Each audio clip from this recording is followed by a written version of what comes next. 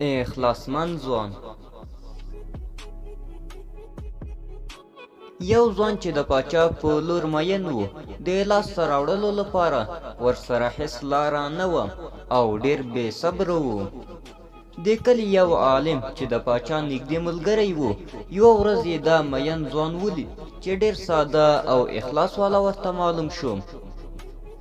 ځوان ته یې وویل: د پاچا اخلاصمند خلک خوښیږي. که چیرې پاچا پوه شي چې تا کې اخلاص شته، نو پخپله به پاچا ستا خواته راشي. په دې سره ځوان عبادت شروع کړ او الله تعالی ته په عذر او زاره یې شو. په دې عبادت سره په ځوان کې د اخلاص نښانې ښکاره شوې. یوه ورځ پاچا د دې ځوان له کوره تېرېده، ګوري چې ځوان په عبادت مصروف ده. پاچا ورته وویل: آیا واده دې کړی؟ ځوان وویل: نه. پاچا په ځواب کې وویل: راشه او زما د لور غوښتنه وکړه. ځوان له پاچا څخه د مشورې لپاره وخت وغوښت. پاچا ورسره ومنله. کله چې پاچا د ځوان له کور څخه ووت، ځوان سمدستي د خپل کور سامانالات راټول کړل او یو نامعلوم ځای ته لاړ.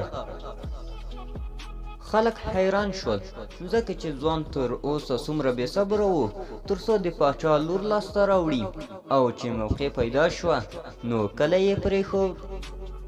خلکو د ځوان په لټه کې شول. د ډېر وخت وروسته یې ځوان پیدا کړ. د کلي د پرېښودو علت یې ترې وپوښت. ځوان په ځواب کې وویل: ما د دروغو عبادت باندې د وخت پاچا خپل کور ته راوست، نو فکر مې وکړ چې زمونږ رب جل جلاله څومره مهربانه ده، ولې حقیقي عبادت نه کوم چې الله تعالی یې په بدل کې جنتونه راکړي. یو ماشوم خپل پلار ته وویل: پلاره، ته روزانه دفتر ته مه ځه، له ما سره لوبې کوه. پلار ورته په نرمه لهجه وویل: زویه، که زه روزانه دفتر ته لاړ نشم، نو تا ته به جامې او د لوبو شیان څوک اخلي؟ ماشوم وویل: ته روزانه دفتر ته مه ځه، صرف د جمعې په ورځ ځه. پلار وویل: که زه صرف د جمعې په ورځ دفتر ته ځم، نو هغوی به ما له کار څخه وباسي. ماشوم په ډېره نرمه لهجې سره وویل: پلاره، ته خو جومات ته هم صرف د جمعې په ورځ ځې، الله تعالی خو ته چیرې هم د خپل کور نه ونه باسلی. عبرت: ستا روزي حتما درته راځي، ناامیده او مایوسه کېږه مه.